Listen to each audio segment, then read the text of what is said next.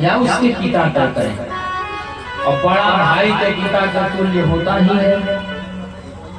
रुक्मी बड़ा भाई था, उसने अपनी बहन का विवाह तय कर दिया।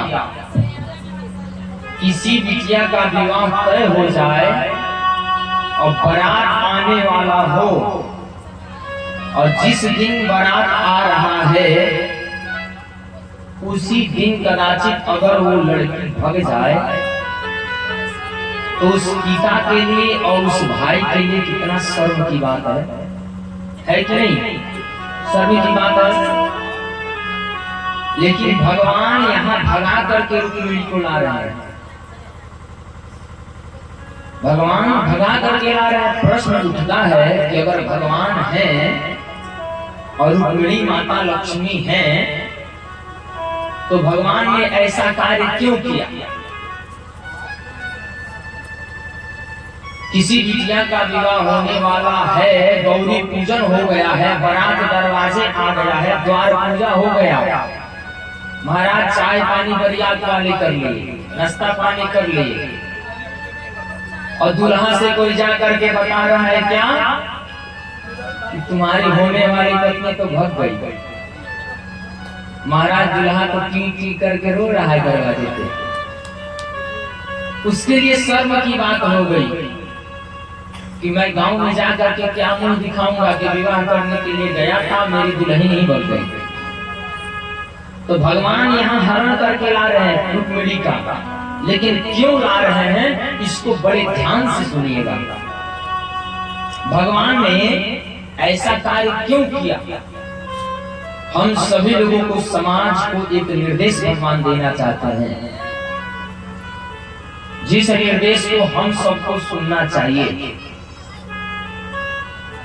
शिशुपाल के साथ में रुक्मिणी मैया का विवाह तय हुआ था। शिशुपाल कौन है? असुर है। असुर के समान जिसकी बुद्धि हो जाए वही तो असुर है। वो स्वामी तुलसीदास जी ने कहा भी है क्या?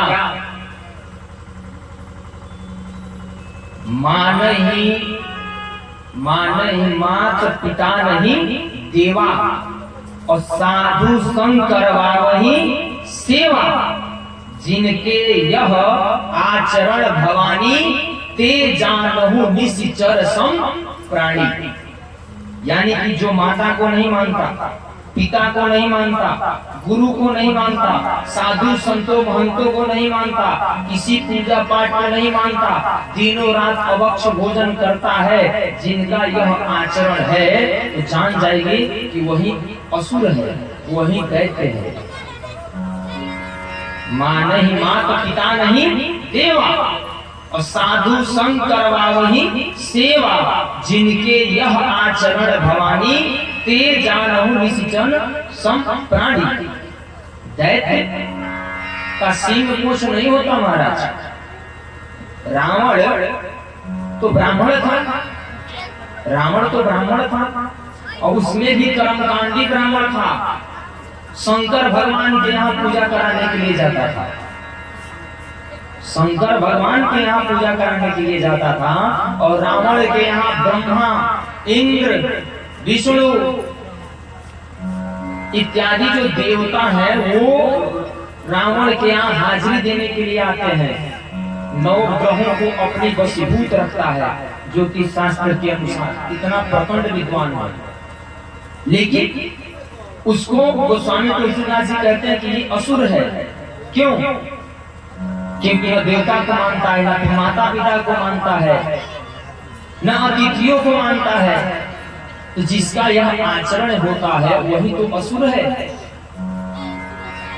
तो शिशुपाल कौन है? आसुरी प्रवृत्ति। भगवान कृष्ण कौन है? नारायण। और रुक्मिणी कौन है? लक्ष्मी स्वरूपा, यानी कि लक्ष्मी की अवतार है रुक्मिणी मैया।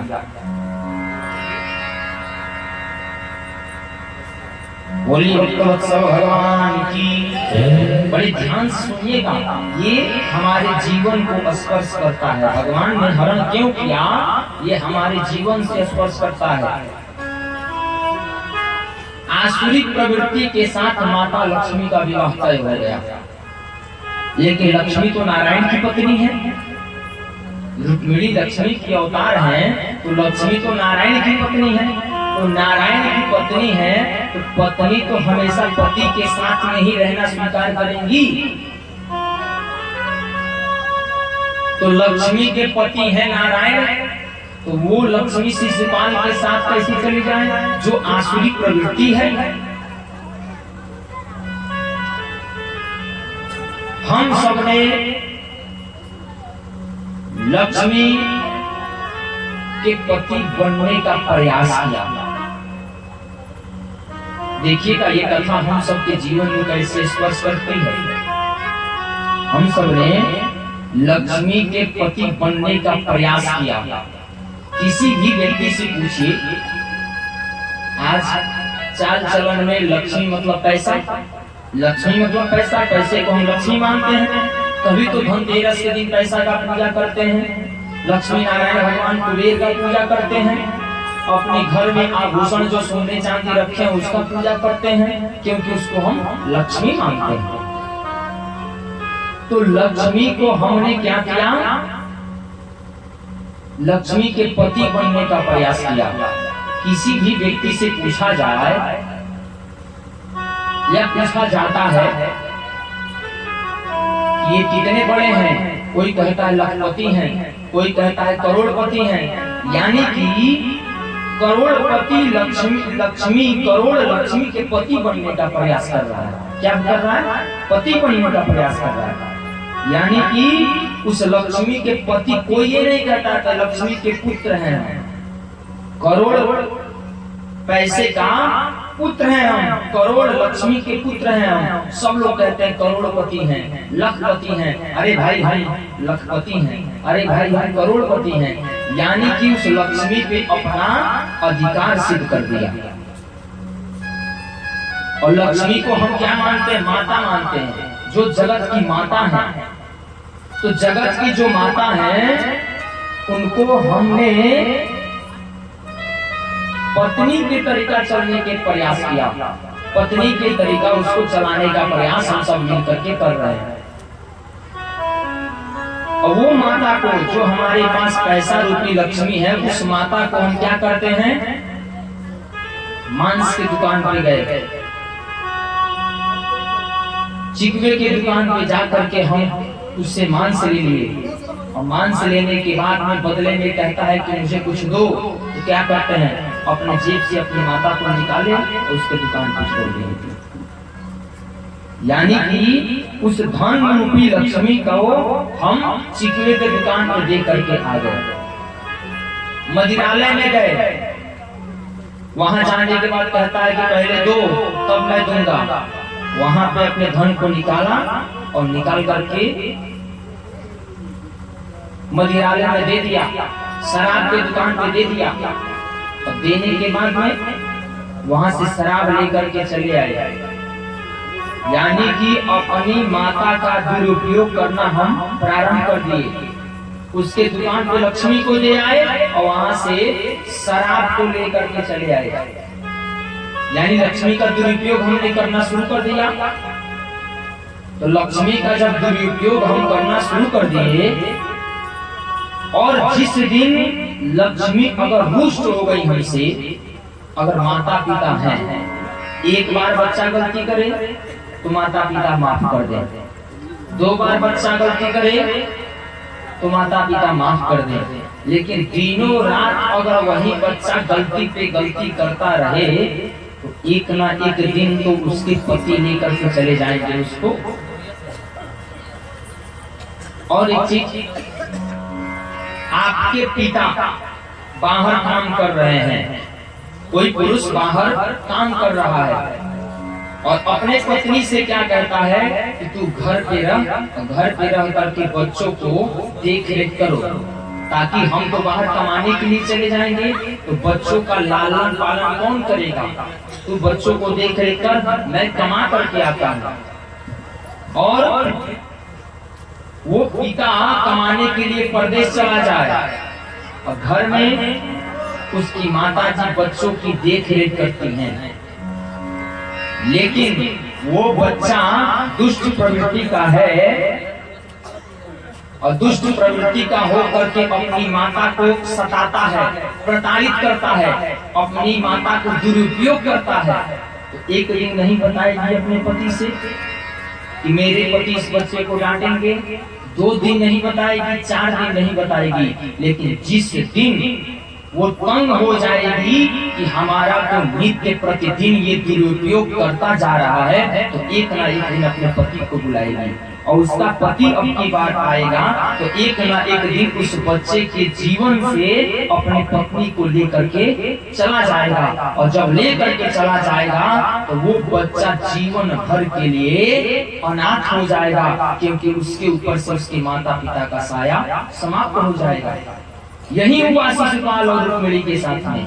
क्या शिशुपाल था आसुरी प्रवृत्ति और रुक्मिणी मैया है लक्ष्मी स्वरूपा, तो लक्ष्मी स्वरूपा है तो लक्ष्मी का दुरुपयोग रुक्मी शिशुपाल के साथ में, लक्ष्मी का दुरुपयोग आसुरी प्रवृत्ति के साथ में कर रहा था। इसलिए भगवान को रुक्मिणी मैया ने पहले संदेश लिखा कि आप आओ और मेरा दुरुपयोग लोग कर रहे हैं, मुझे हरण करके ले चलो। भगवान नारायण आए और सदा सर्वदा के लिए शिशुपाल के और रुक्मिणी के जीवन से मैया लक्ष्मी का हरण करके लेकर के चले गए। बोलिए भक्तवत्सल भगवान की। यही कारण है कि जिस व्यक्ति के पास में धन होता है और धन होने के बाद में सबसे पहला अगर उसके मति में कपट की भावना आती है ना, धन बढ़ने के बाद में व्यक्ति जुआ खेलना प्रारंभ कर देता है, शराबी हो जाता है, वैसे प्रवृत्ति में लग जाता है, यानी कि धन आने के बाद में सबसे पहला काम उसकी बुद्धि को खराब होना शुरू हो जाता है। वो बुद्धि खराब होने लगता है, और जब बुद्धि खराब होने लगता है और लक्ष्मी का प्रयोग गलत जगह करने लगता है, तो एक दिन भगवान नारायण आते हैं और लक्ष्मी का हरण उसके जीवन से सदा सर्वदा के लिए करके लेकर के चले जाते हैं, और वो व्यक्ति राजा से रंग होते देर नहीं लगती। यही कारण है कि जो व्यक्ति मांस में और शराब में पड़ जाता है, उसका कितना बड़ा संपत्ति क्यों न हो, भस्म होते देर नहीं लगती। यानी कि असुर प्रवृत्ति के साथ में अगर हम धन को खर्च करेंगे तो हमारा धन एक न एक दिन नष्ट हो जाएगा। क्यों? क्योंकि जहाँ भगवान रहेंगे वहीं माता लक्ष्मी रहेंगी, जहाँ भगवान नहीं रहते वहाँ लक्ष्मी नहीं रहती। बोलिए भक्तवत्सल भगवान की। इसीलिए कहा जाता है कि अपने धन को सत्कर्म में लगाओ। क्यों? ये कथा पंडाल क्या है? भगवान का स्थान। कथा पंडाल क्या है? भगवान का स्थान। मंदिर क्या है? भगवान का स्थान। आश्रम कोई संतों का आश्रम है, वो क्या है? भगवान का स्थान। यज्ञ क्या है? भगवान का स्थान। तो जब जहाँ भगवान है, जब वहाँ अपने धन को लेकर के जाएंगे और भगवान के पास रख देंगे, तो जो पति पत्नी को मिला देगा उसके ऊपर भगवान प्रसन्न होंगे कि नहीं होंगे? जरूर होंगे। यानी कि लक्ष्मी को जब हम भगवान के पास में पहुंचा देते हैं तो भगवान प्रसन्न होकर के आशीर्वाद देते हैं कि बेटा तेरे घर में और लक्ष्मी बरसे। क्यों? क्योंकि तू मेरी पत्नी को मुझसे मिलाता है। इसीलिए जो सत्कर्म होता है, यज्ञ होता है, पूजा होता है, पाठ होता है, मंदिर होता है, उस स्थान पे अपने धन का लक्ष्मी का सदुपयोग करना चाहिए। और जहाँ आसुरी प्रवृत्ति होती है वहाँ लक्ष्मी का अगर उपयोग तुम करोगे तो तुम्हारा पतन होगा। बोलिए भक्तवत्सल भगवान की।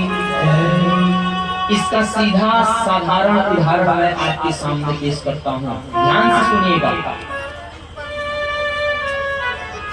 ये कथा का आज 7वां दिन है, यानी 7वां दिन है इस कथा का।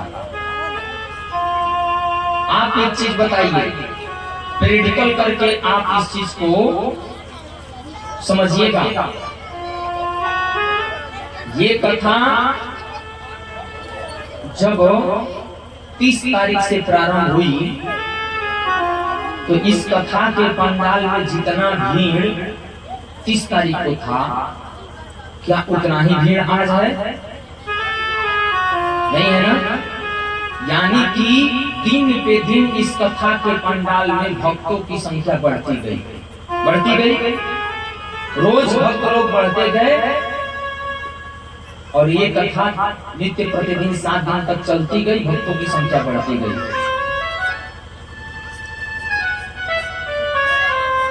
कथा पंडाल क्या है? धर्म का प्रतीक। ये पूजा पंडाल, कथा पंडाल क्या है? धर्म का प्रतीक। ऑर्केस्ट्रा क्या है? वासना का प्रतीक। ऑर्केस्ट्रा वासना का प्रतीक है और कथा पंडाल धर्म का प्रतीक है। अब ध्यान से सुनिएगा, अगर ज्यादा दिन के लिए कोई व्यक्ति ऑर्केस्ट्रा करा दे तो पहले ही दिन ऑर्केस्ट्रा के नाम पे 1000, 500, 2000 की संख्या आ जाएगी। लेकिन उसी ऑर्केस्ट्रा को रोज कराया जाए तो आज 2000 की संख्या आई है, कल 1500 जरूर हो जाएगी। अगर कराची दूसरे दिन 2000 की संख्या रही तो तीसरे दिन कम जरूर हो जाएगी, चौथे दिन उससे भी कम हो जाएगी, 5वें दिन उससे भी कम हो जाएगी, 6ठे दिन उससे भी कम हो जाएगी और 7वें दिन और कम हो जाएगी। सारे लोग यही कहेंगे कि रोज तो वही हो रहा है। 100 में से 10 लोग तो पक्का है कि रोज कम होते चले जाएंगे। यानी कि वो वासना का क्षेत्र है, ऑर्केस्ट्रा वासना का क्षेत्र है। पहले ही दिन भीड़ उमड़ जाएगा, भीड़ बहुत सारे लोग आ जाएंगे, लेकिन जैसे जैसे वो बढ़ता जाएगा तो वहाँ भीड़ कम हो जाएगी। लेकिन कथा का मंच देख लीजिए, धर्म का मंच है। पहले दिन 2, 4, 10 लोगों की संख्या थी, दूसरे दिन 20 लोगों की संख्या हो गई, तीसरे दिन 100 लोगों की संख्या हो गई और देखते ही देखते पूरा कथा पंडाल भर जा रहा है। कहने का मतलब क्या है कि अगर वासना के क्षेत्र में रहोगे तो नित्य प्रतिदिन तुम्हारा पतन होगा और धर्म के क्षेत्र में रहोगे तो नित्य प्रतिदिन तुम्हारा उत्थान होगा। अगर वासना से जुड़ के रहोगे तुम तो नित्य प्रतिदिन तुम्हारा पतन होगा। क्यों? क्योंकि लक्ष्मी का सदुपयोग नहीं हो रहा है। वहाँ जो लोग ऑर्केस्ट्रा में जा करके 10 रुपया, 20 रुपया, 50 रुपया, 100 रुपया वैश्याओं को लुटाते हैं तो जान जाइए कि लक्ष्मी का सदुपयोग नहीं कर रहे हैं। लेकिन कथा पंडाल में भगवान के पास में जब लक्ष्मी को पहुंचा देते हैं तो वो लक्ष्मी का सदुपयोग किया जा रहा है। इसलिए धर्म के क्षेत्र में उत्थान होता है और वासना के क्षेत्र में पतन होता है। बोलिए भक्तवत्सल भगवान की जय। यही कारण है कि भगवान रुक्मिणी का हरण करके लाए। उन असुर के पास में जाने से भगवान ने रुक्मिणी मैया, लक्ष्मी मैया को बचा लिया।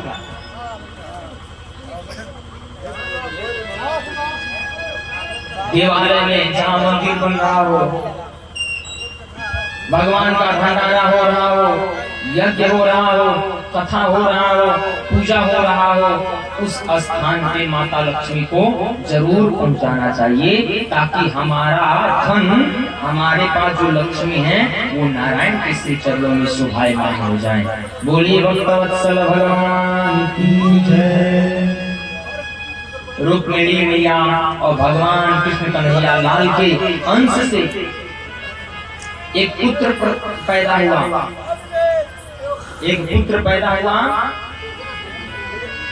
जिस पुत्र के पैदा होने से भगवान कृष्ण बड़े प्रसन्न हुए। लेकिन छठी थी, द्वारिका में छठी का उत्सव मनाया जा रहा था और छठी के दिन ही एक संबरासुर नामक दैत्य आया और उस बालक का हरण कर लिया, चोरी कर लिया और ले जाकर के समुद्र में फेंक दिया। समुद्र में जब संबरासुर उस बालक को फेंक दिया तो बालक को एक मछली ने निगल लिया। उस बालक को एक मछली खा गई और उस मछली को एक मछुआरे ने पकड़ा और मछुआरे ने भेंट स्वरूप में उसी मछली को संबरासुर को दे दिया। और संबरासुर के यहाँ जब वो मछली गई, काटा गया, उसी के पेट में एक बच्चा दिखाई दिया। संबरासुर समझ नहीं पाया कि वही बालक है जिसको मैंने फेंका था। संबरासुर उस बालक को निकाला और अपने घर में लालन पालन करवाने लगा। सम्रासुर के यहाँ एक विद्यावती नाम की एक देवी कन्या रहती है, जो संगीत को पढ़ाती है, संगीत का गायन और शिक्षा अध्ययन कराती है। विद्यावती को सम्रासुर ने कहा कि देवी, तुम इस बच्चे का लालन पालन करो। विद्यावती उस बच्चे का लालन पालन करने लगी। वो बच्चा धीरे धीरे जैसे युवा अवस्था को गया, तो एक दिन देवर्षि नारद पहुंचे सम्रासुर के यहाँ। बोलिए भक्तवत्सल भगवान की। जो आप सभी लोग कथा में थोड़ा शांति बनाएंगे तो कथा कुछ समझने का अवसर मिलेगा हमको। बोलिए वृंदावन बिहारी लाल की जय, राधे रानी सरकार की जय। तो सम्रासुर के यहाँ वो बच्चा बड़ा होने लगा, और जब बच्चा बड़ा होने लगा तो एक दिन देवर्षि नारद आ पहुंचे सम्रासुर के यहाँ। कहने लगे कि देवी, तुम जानते हो ये बच्चा कौन है? विद्यावती ने कहा कि नहीं, मैं नहीं जानता, मैं नहीं जानती कि ये बच्चा कौन है। देवर्षि नारद ने कहा कि जब भगवान भोलेनाथ तपस्या कर रहे थे तो कामदेव आए, और कामदेव आकर के भगवान शंकर के तपस्या को भंग करने का प्रयास किया, और अपने मोहन स्तंभन उच्चाटन कामक बाण का प्रहार कर दिया। और जब भगवान भोलेनाथ का तीसरा नेत्र खुला,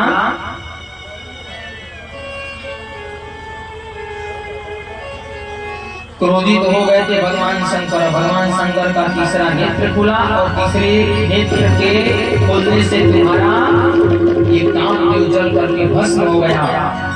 तब शिवती सर नयन उघारा, तब शिवती सर नयन उघारा, तब शिवती सर नयन उघारा, तब शिवती सर नयन उघारा।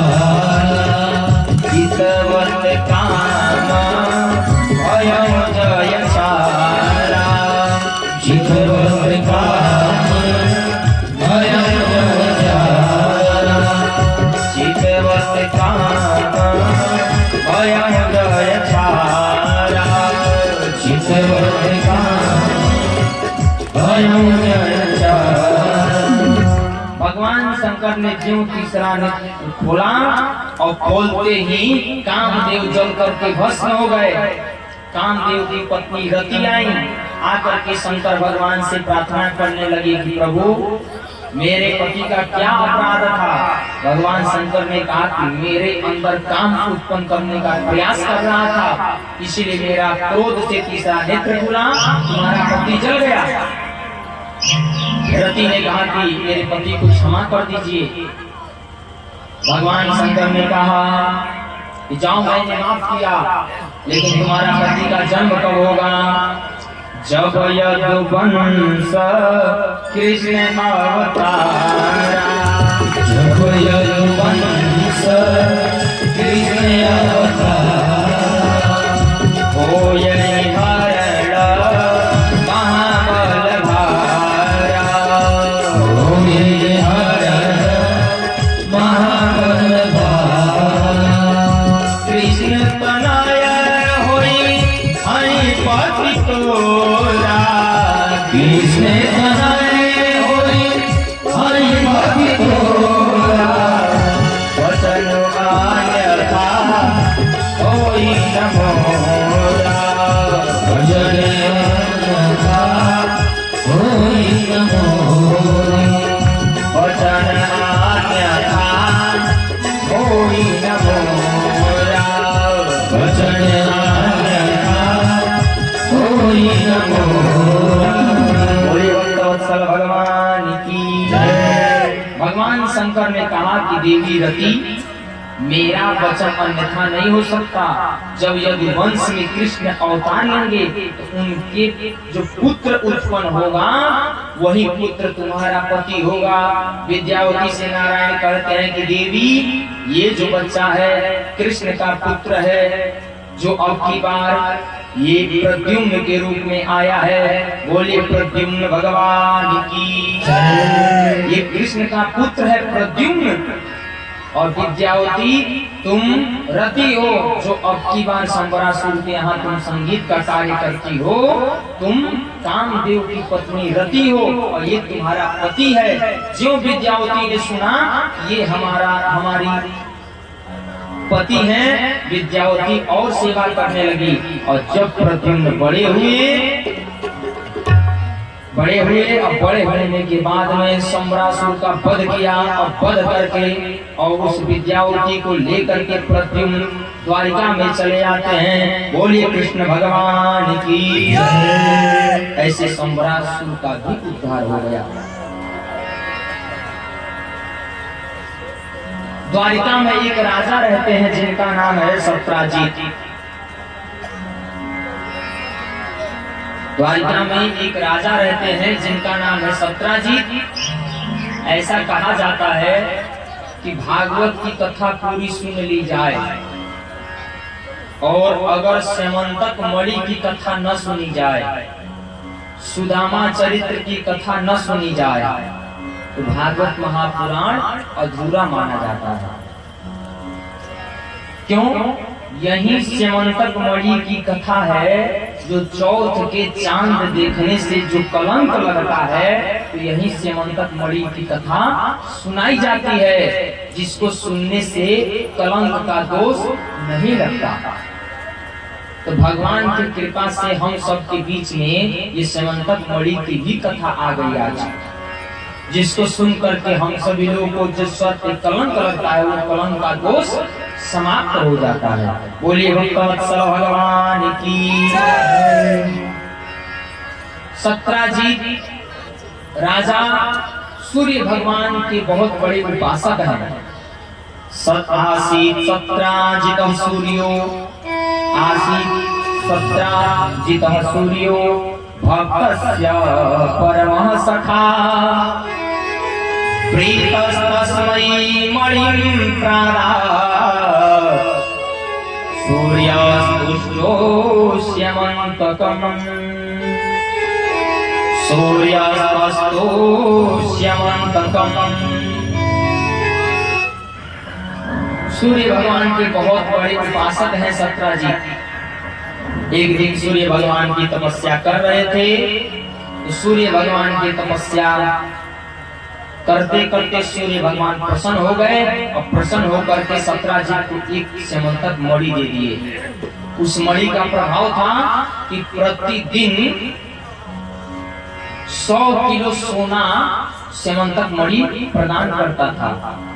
जिसके यहाँ वो स्यमंतक मणि रहता था 100 किलो सोना रोज देता था। सत्राजित को सूर्य भगवान वो मणि प्रदान कर दिए।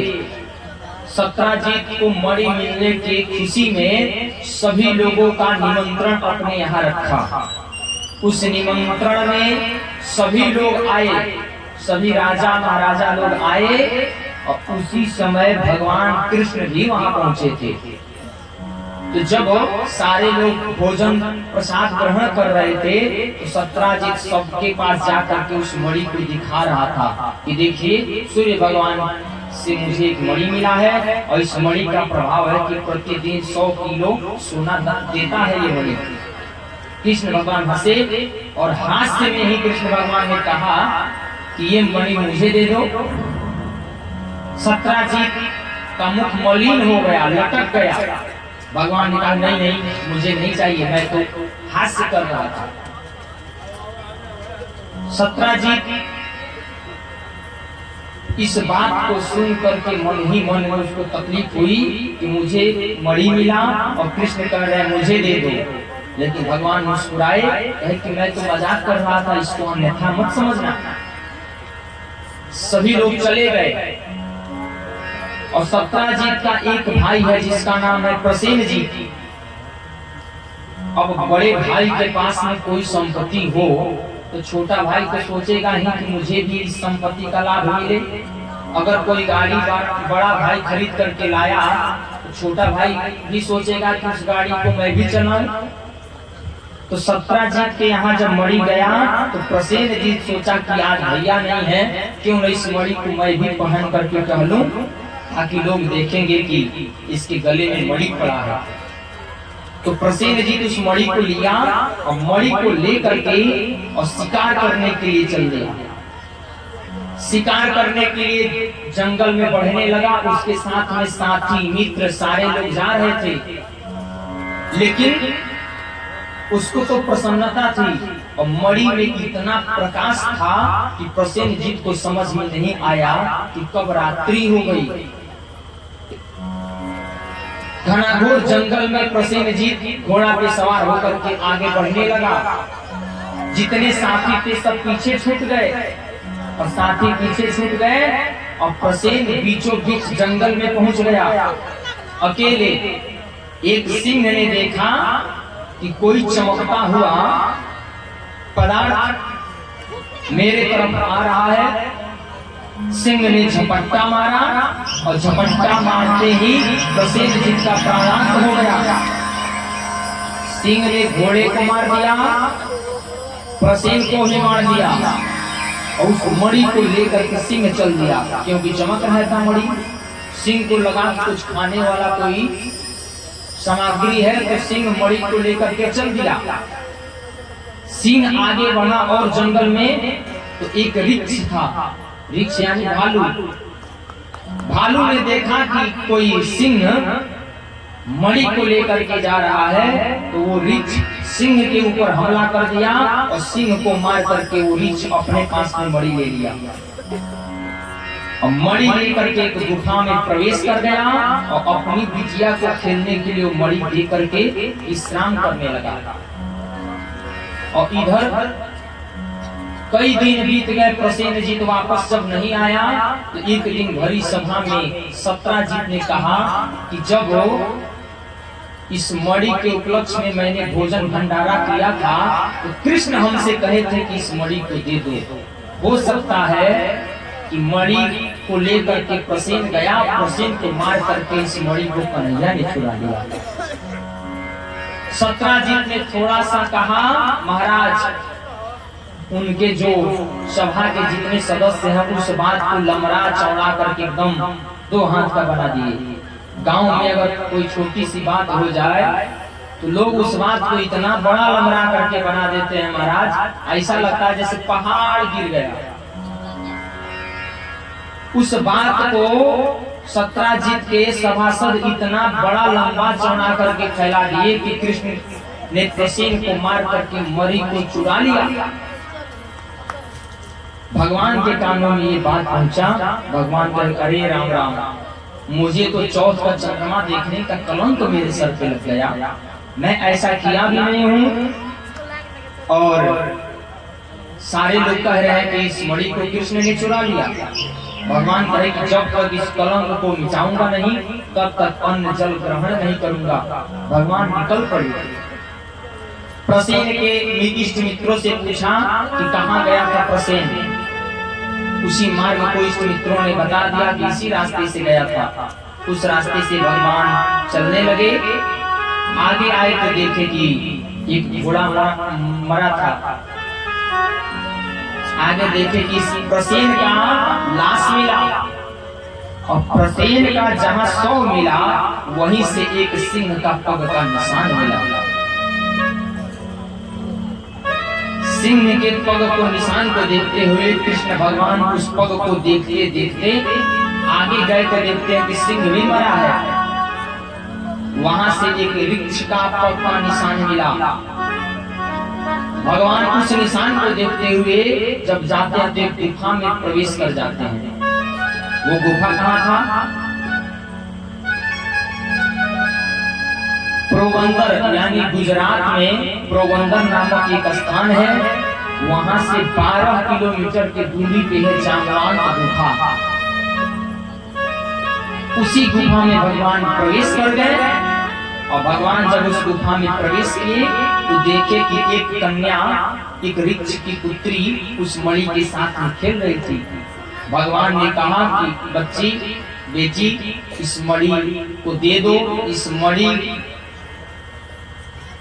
चुराने का कलंक मेरे सर पे लगा है, इस मणि को मुझे दे दो ताकि मैं लेकर के चला जाऊं। उस बिटिया ने मणि को नहीं दिया। जो भगवान लेने का प्रयास किए वो कन्या चिल्लाई, और जो कन्या चिल्लाई वहां पे एक ऋक्ष तुरंत आकर के प्रकट हो गया। और जो ऋक्ष प्रकट हुआ भगवान के साथ में मल्ल युद्ध प्रारंभ हो गया। भगवान के साथ में मल्ल युद्ध प्रारंभ हो गया। 27 दिन 27 रात तक भगवान और वो ऋक्ष लड़ते रहे आपस में, एक दूसरे से लड़ते रहे। न ये कम पड़ रहे हैं न वो कम पड़ रहे हैं। एक दिन जब 27 दिन बीत गया, भगवान ने उस ऋक्ष को पकड़ा और पकड़ करके पटक दिया। और पटक करके जो पैर का प्रहार करना चाहे, जो भगवान अपने पैर का प्रहार करने का प्रयास किया, वैसे वो ऋक्ष हाथ जोड़ करके खड़ा हो गया। प्रभु मैं समझ गया आप कौन हैं, आपका अवतार तो हो चुका है। भगवान ने कहा कि 27 दिन के बाद तुमको समझ में आया कि मैं कौन हूँ। 27 दिन तक घुसा मार मार के मेरे शरीर को लाल कर दिए हो, ऐसा लग रहा है कि पूरा बदन टूट रहा है। और 27 दिन के बाद तुमको ये लग रहा है कि मेरा अवतार हो गया है। उस ऋक्ष ने कहा कि प्रभु जब आपके पैर को मैं देखा तो आपके पैर में शंख और चक्र का निशान मुझे दिखाई दिया, तो मैं समझ गया कि आप भगवान हैं, आपका अवतार हो चुका है। भगवान ने कहा कि तुम कौन हो? तब उस ऋक्ष ने परिचय दिया कि प्रभु मैं त्रेता युग में जामवंत हूँ। जामवंत जी पूरा रामावतार संपन्न हो गया। जामवंत जी को कहीं लड़ने भिड़ने का अवसर प्राप्त नहीं हुआ था। जामवंत जी ने कहा था कि पूरा युद्ध तो समाप्त हुआ हो गया, लेकिन मेरे हाथ की खुजली हो रही है, कभी लड़ने भिड़ने का मौका नहीं मिला। भगवान ने कहा कि जाइए जामवंत जी, जब मैं द्वापर में आऊंगा तो आपके हाथ की खुजली मैं मिटा दूंगा। आज भगवान द्वापर में आए और आकर के जामवंत जी के हाथ की खुजली को मिटा दिया। जामवंत जी भी कम नहीं पड़ रहे थे और भगवान भी कम नहीं पड़ रहे थे। यही कारण है कि 27 दिन तक मल्ल युद्ध होता रहा। और भगवान तो लीला जानते ही हैं, लेकिन भगवान बताते नहीं कि मेरा अवतार हो गया। जामवंत जी स्वयं पहचान जा रहे हैं। और सुखदेव स्वामी कहते हैं कि परीक्षित दर्शन करो इस दृश्य का कि जब एक ऋक्ष और भगवान लड़ रहे हैं तो कैसा दृश्य लग रहा है। मनमोहन की मधुरी सी छटा, मनमोहन की मधुरी सी हंसी, यह हारिन पे उतरी सहकारी, चमकोर चिकन चपेट लपेट, इत रुचि चालन सोचत कारी, न होत हारत है न तो जीतत है, न होत हारत न तो जीतत है, भला भालू के भाव में भूले बिहारी। और कितनी सुंदर उपमा लागे वो साच वृक्ष वो साच मदारी, वो साच वृक्ष वो साच मदारी। ऐसा लगता है कि भगवान स्वयं उस वृक्ष को नचा रहे हैं, भगवान मदारी का काम कर रहे हैं और भगवान के इशारों पे वो वृक्ष नाच रहा है। 27 दिन तक ये दृश्य चलता हो गया। परीक्षित दर्शन करो इस दृश्य का। भगवान अपने भक्तों का मनोरथ पूर्ण करने के लिए स्वयं अपने ऊपर प्रहार भी सह लेते हैं। बोलिए भक्तवत्सल भगवान की जय। जामवंत जी ने कहा कि प्रभु आपका यहाँ आगमन किस लिए हुआ है? भगवान ने कहा कि देखो तुम्हारी बेटी जो ये मणि ली है ना, ये मणि का कलंक मेरे सर पे लगा है, इसी को लेने के लिए आया हूँ। मुझे दे दो